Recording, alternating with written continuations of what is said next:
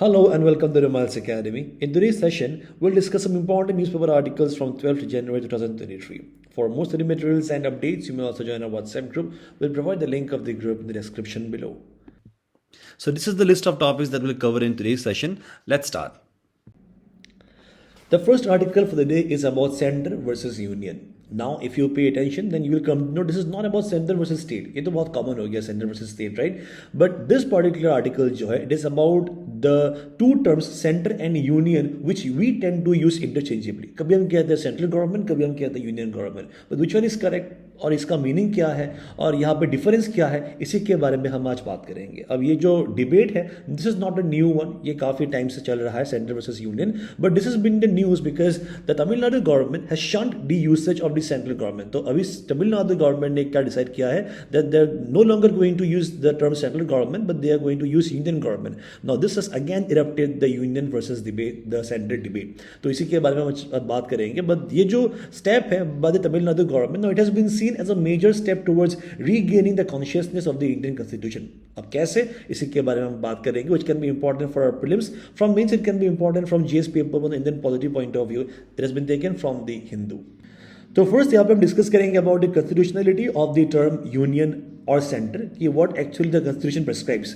तो देखिए, you must be knowing about the constitution of India which basically was adopted by the constitution assembly on 26th of November 1949. Now this date is very important because it was the date when the constitution was adopted by the assembly, but it did not come into force. It basically came into force on 26th January 1950. Now these dates are very important, and when it came into force, the date that is 26th January 1950, we observe it annually as the Republic Day of India. देखिए, अब ये जो original text of the constitution है, you should know that it contain 395 articles which were divided in 22 parts and 8 schedules. ठीक है, तो यहाँ पे this was the original constitution. But ये जो ओरिजिनल कॉन्स्टिट्यूशन है, in this constitution if you see, तो ये यहाँ पे there is no mention of the term central government. ठीक है, यहाँ पे सेंट्रल गवर्नमेंट का टर्म इसीलिए मेंशन नहीं है because the assembly did not use the term centre और सेंट्रल गवर्नमेंट. ठीक है, इनफैक्ट अगर हम बात करेंगे अबाउट द यूनियन के बारे में, तो ये जो यूनियन एंड स्टेट है, now there are references in the constitution about the term called union and center. Even if you have read the constitution, अगर आपको पता है about polity, then you must be knowing about article 53. तो ये कहता है that the executive power of the union wielded by the president acting on the aid of the advice of the council of ministers headed by the prime minister. तो यहाँ पे भी आप देखोगे article 53 में भी it says that union only. It does not mention center. Even though there is no reference to the central government in the constitution, यहाँ पे define किया गया था the General Clauses Act of 1897, which is basically an act passed during the British Indian time, which gives a definition for it. The central government for all practical purposes is the president after the commencement of the constitution. ठीक है, अगर आप देखोगे यहाँ पे the first article भी यहाँ पे कहता है दैट ये जो इंडिया है, India that is Bharat shall be a union of state. ठीक है, तो everywhere if you find the constitution, यहाँ पे सेंटर का मेंशन नहीं, सेंट्रल गवर्नमेंट का मेंशन नहीं है. The constitution prescribes the term union. हम देखेंगे क्यों. अब देखिए, यहाँ पे अगर हम बात करेंगे असेंबली जो है, दैट इज कॉन्स्टिट्यूशन असेंबली के बारे में, अब क्यों ऐसा किया था. सो आर्टिकल 1 अभी जब मैं आपको बताया था of the constitution which says India that is Bharat shall be a union of states. देखिए, यहाँ पे सेंटर मेंशन नहीं है. Alright, and even on 13th of December this is also important because इसी डेट में Jawaharlal Nehru had passed the objective resolution. तो Jawaharlal Nehru introduce the aims and the objectives of the constitution assembly which we call as the objective resolution, जहां पर उन्होंने बताया था that India shall be a union of territories willing to join the independent sovereign republic. These terms are important which were a part of the objective resolution passed by Jawaharlal Nehru on 13th of December 1946. तो यहाँ पे बताया गया था कि union ही था. The emphasis was on the consolidation and the confluence of various provinces and territories to form a strong united country. So this was basically the main objective of the Constituent Assembly, or you can say this was the main objective of Jawaharlal Nehru as well. So while submitting the draft constitution in 1948, when it was submitted, so Dr. B.R. Ambedkar, the chairman of the drafting committee, a very important person who was responsible for framing and formulating the constitution of India, had said that the committee had used the term union. अब उन्होंने यहाँ पे बताया भी है कि why the term center is not being used. अब देखिए, यहाँ पे union इसलिए यहाँ पे यूज किया था. He justified his stance, he justified his position. Basically, the Indian Federation जो है was not the result of an agreement by the unit. ठीक है, तो अगर आप देखोगे यूएसए के बारे में, तो यूएसए जो है ना, it is basically a result और consequence of an agreement which has been between various states के बारे में, वेरियस एंटिटीज के बारे में। तो यहाँ पे 50 स्टेट्स ने यहाँ पे एक एग्रीमेंट साइन किया हुआ है which basically is led to the formation of the country called USA. And यहाँ पे सेकंड बताया गया है the component units had no freedom to secede from the federation. अगर आप देखोगे if we look at unions which are basically form by agreement, तो हम यहाँ पे बात कर सकते हैं अबाउट यूरोपियन यूनियन के बारे में। तो यूरोपियन यूनियन जो है it is also union which is an outcome of an agreement between various European countries. लेकिन यहाँ पे अगर आप देखोगे the countries also have got a right to secede too, तो आप कह सकते हो to get away from that particular union. For example we know about Brexit के बारे में, जहाँ पे ब्रिटेन ने एग्जिट किया है यूरोपियन यूनियन, है कि नहीं। तो यहाँ पे बताया था कि बी आर अम्बेडकर ने कि India is not an outcome of agreement basically. The members of the assembly were very cautious of not using the word center or central government in the constitution as they intended to keep away the tendency of centralizing of powers in one union. तो यहाँ पे माना जाता है कि in place of union if you use the term center or if you use the term central government, तो यहाँ पे power जो है ना, तो power यहाँ पे centralized tendency आ जाता है, ठीक है। तो the entity which you are referring as a central government, now it is basically going to have more power as compare to the remaining counterparts. You get my point. So this was the reason why the constituent assembly जो है it tried its best to avoid the term centre और central government, ताकि यहाँ पे किसी का भी कोई एंटिटी का भी eight government at any level should not have any kind of centralising tendency. So now we look at the differences between the term union and center. So according to a very famous constitution expert जिनका नाम है Subhash Kashyap, so from the point of usage of the word center जो है it indicates a point in the middle of the circle. अब imagine कीजिए एक circle, तो circle का सेंटर है उसे हम क्या कहते हैं, ऑब्वियसली उसे सेंटर कहते हैं, राइट। Whereas union जो है उन्होंने बताया था according to him that union it basically refers to the whole circle. You get my point? तो पावर जो है, तो पावर यहाँ पे सर्कल के सेंटर में नहीं दिया गया है। When we use the term union, power को यहाँ पे एंटायर सर्कल में दिया गया।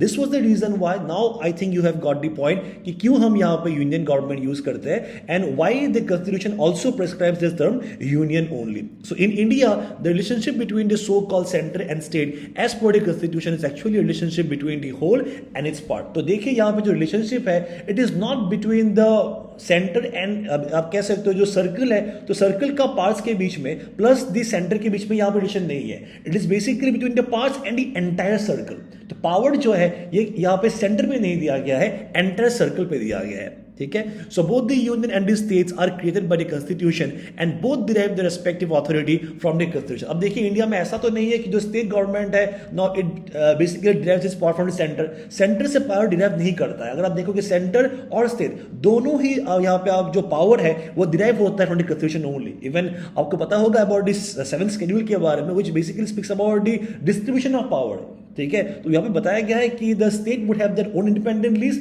और सेंटर जो है उसके पास भी अपना लीज रहेगा, ठीक है। तो सेंटर यहाँ पे स्टेट गवर्नमेंट को पावर नहीं देता है, उनके पास अपने से पावर रहता है। लाइक सिमिलरली द यहाँ पे जो सेंट्रल गवर्नमेंट जिस तरीके से उनका पावर है right from the constitution. So the one is not subordinate to the other in its own field and the authority of one is to coordinate with that of the other. तो यहाँ पे बात किया गया बात federation के बारे में। दिस इंडिया का जो यूनियन है it is not basically does not represent की जो स्टेट्स है, तो स्टेट्स यहाँ पे सेंटर के नीचे नहीं है, it is not subservient. Basically यहाँ पे बात यही कहा गया है because both the constitution both the centre and the state because they derive it's power from the constitution, तो यहाँ पे कोई किसी के नीचे नहीं है।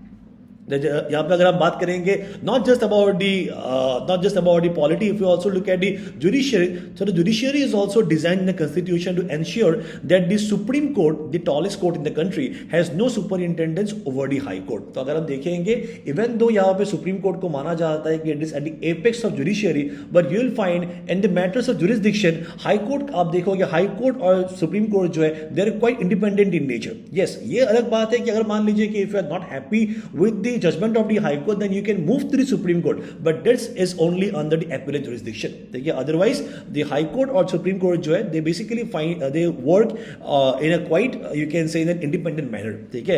So though the Supreme Court has an appellate jurisdiction, आप वहाँ जा सकते हो in terms of appeal not only over High Court but also other courts and tribunals. They are not declared to be subordinate to it. तो ये जो High Courts है subordinate courts है, they are not subordinate to the Supreme Court. You should know it. Alright. In fact, the High Courts have wider powers. अगर हम बात बात करेंगे about article 32 which basically gives a writ jurisdiction power to the courts that is high court and the supreme court के बारे में। तो यहाँ पे अगर हम बात करेंगे हाई कोर्ट्स अंडर आर्टिकल 226 तो उनके पास हाई कोर्ट के पास ज्यादा पावर है as compare to the supreme court with respect to the writ jurisdiction. ठीक है, तो this is the reason why यहाँ पे कहा गया है कि ये जो आप कह सकते हैं कि इस तरीके से जो ये यूनियन है, so union basically gives a sense of federal. ठीक है, यूनियन जो if we use the term union तो basically we express a kind of division of power, while centre अगर हम यूज करते हैं it gives more of a sense of unitary government. ठीक है, यहाँ पे अगर हम यूज करते हैं centre term then it basically it's kind of a term which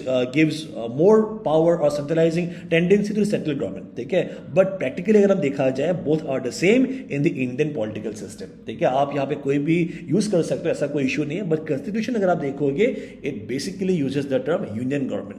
now if you look at the issues which are related with the central government that is the term central government, so you should note that ये जो term है ये तो पहले तो ये जो assembly है द कॉन्स्टिट्यूशन असेंबली अब इसी ने इसको डिस्कार्ड कर दिया था। ठीक है, because they have used the term union and also जो सेंट्रल गवर्नमेंट है it also shows a kind of a colonial legacy, a colonial hangover. ठीक है, तो सेंटर जो term it is a hangover from the colonial period because आपको पता होगा about the Government of India Act of 1919 और the Government of India Act of 1935 जहाँ पे बात किया गया है about the central government and the provincial government। ठीक है, तो अगर हम यूज करते हैं centre then it basically represents a colonial set of hangover and there's also conflict with the idea of federalism as I told you because centre जो है centre में यहाँ पे अगर आप यूज करते हो central government it basically gives a kind of centralizing tendency to the government। अगर हम यूज करते हैं union it basically distributes the power around the entire body। ठीक है, so this is about the terms or you can say this is about the issues with the term central government। इस topic के basis पर एक please practice question है, please answer in the comment section. The next article is about the recovery of the ozone layer. Ozone layer, you must have read about it in the geography portion of your syllabus. So according to the new UN report, Earth's protective ozone layer is slowly but noticeably healing at a pace that would fully mend the hole over Antarctica in about 43 years. It's a very great news because जो ozone depletion के बारे में हम बात करते हैं, ozone hole के बारे में बात करते हैं, currently वो recover हो रहा है. This can be important for prelims. Ozone is a very important topic from the GS paper 1 geography point of view and also from GS paper conservation point of view as well. It has been taken from down to earth. So first we'll try to learn about the ozone and the ozone layer. उसके बाद हम move करेंगे about this particular context के बारे में. So an ozone molecule consists of 3 oxygen atom. आपको शायद पता होगा ऑक्सीजन के बारे में. ऑक्सीजन में जैसे O2 रहता है, ओजोन में O3 रहता है. ठीक है. Oxygen you should know is the second abundant gas in the atmosphere, which is 21%. To be precise, it is 20.9% atmosphere में पाया जाता है ऑक्सीजन. अब ये जो ओजोन है it only exist in the atmosphere in trace quantities, तो less than 0.001% से भी कम आपको ओजोन मिलेगा, but effects are very important. ठीक है, यहाँ पर जो इफेक्ट्स है, जो यहाँ पे इसका significance is quite important to us. Ozone molecules are created by the interaction of ultraviolet radiation from the sun with the oxygen molecule. अब देखिए आपको शायद पता होगा कि this is the first layer of the atmosphere. Atmosphere में आपको मिलेगा कुछ concentric layer, for example troposphere, stratosphere, then mesosphere, thermosphere and finally the exosphere.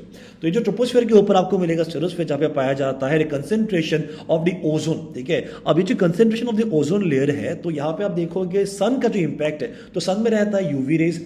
तो यूवी रेज क्या करता है, जो ऑक्सीजन है ना, ऑक्सीजन मॉलिक्यूल को फ्रेगमेंट करता है. ठीक है, और फ्रेगमेंटेशन से जो ऑक्सीजन मॉलिक्यूल है वो बन जाता है सिंगल ऑक्सीजन यहाँ पे एटम. ठीक है, और वही कंबाइन होके it basically leads to the formation of O3 molecule जिसे हम ओजोन कहते हैं. तो this is the reason why आप देखोगे in the stratosphere only you will find the maximum concentration of ozone, that is O3. So because UV radiation is more intense at higher altitude, क्योंकि higher altitude में ज्यादा पाया जाता है जो radiation है, where the air is thinner, it is in the stratosphere where most of the ozone is produced, giving rise to what is called the ozone layer. The ozone layer containing over 90% of all atmospheric ozone, यहाँ पे 90% से भी ज़्यादा ozone इसी जगह पे पाया जाता है, extend between 10 to 40 kilometre altitude, और सबसे ज़्यादा जो यहाँ पे concentration है of the ozone ये 25 किलोमीटर पाया जाता है from the mean sea level. So very important facts, तो आपको कभी एग्जाम में डायरेक्टली पूछता भी है कि ये जो ओजोन है ये किस लेयर में पाया जाता है.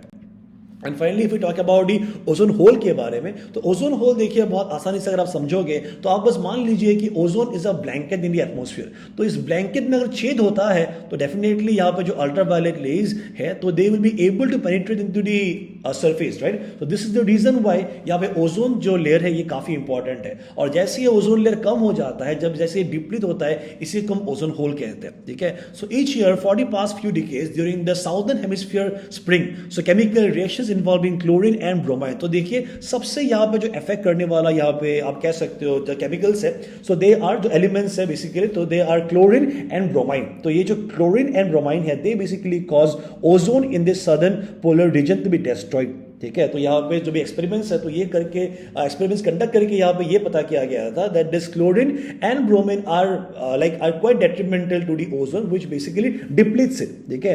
So Dobson unit is very important. Now it is the unit of measure for total ozone. तो ओजोन का कंसेंट्रेशन जो है, ये कितना थिकनेस है, इसको मेजर करने के लिए यूज करते हैं डॉप्सन यूनिट। तो डॉप्सन यूनिट मान लीजिए अगर ये कम होता जा रहा है, तो वी अंडरस्टैंड कि यहाँ पे जो ओजोन लेयर है वो डिप्लीट हो रहा है, यहाँ पे एक ओजोन होल फॉर्म कर रहा है। सो ये जो ओजोन होल है, ये मैक्सिमम अगर आप देखोगे जो कंसेंट्रेशन है, और you can see the ozone whole का जो इंपैक्ट है, ये फील हो रहा है एट द आर्कटिक रीजन में, ठीक है? तो आर्कटिक रीजन के जो स्ट्रेटोस्फीयर रीजन है, तो वहां पे the maximum impact is felt.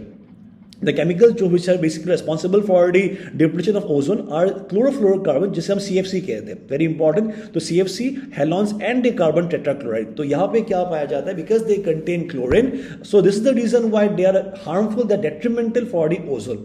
They are used for a wide range of application using ये जो CFCs है, they are emitted through the use of ACs, through the use of refrigerator, foam packaging and making aerosol spray can. The ozone depleted region is known as the ozone whole.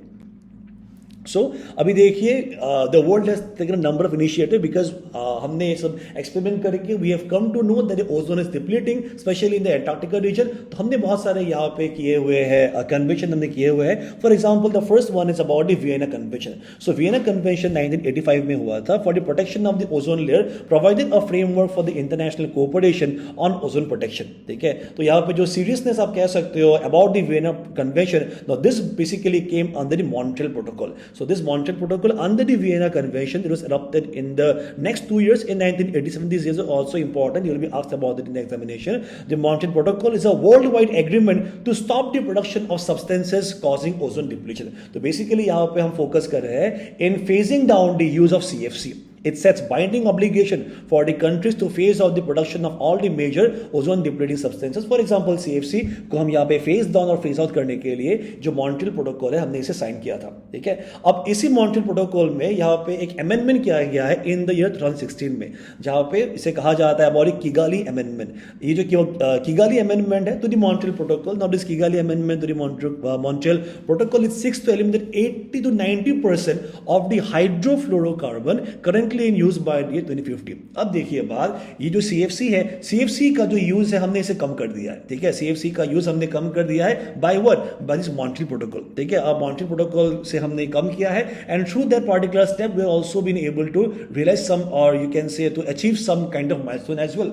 हमने यहाँ पे ozone को बचा लिया था, लेकिन CFC के जगह में भी कंपनीज क्या कर रहे थे, अभी कंट्रीज क्या कर रहे थे, they were shifting to the use of hydrofluorocarbon HFC। अब देखिए हाइड्रोफ्लोरोकार्बन जो है it can be use as a substitute for CFC, but the most interesting part is that जो ये HFC है ये ओजोन को डिप्लीट नहीं करता है, but it is a very intensive green house gas, ठीक है? इससे क्या हो रहा था, because we are using more and more HFCs in place of CFC, this was the reason why it was leading to global warming now.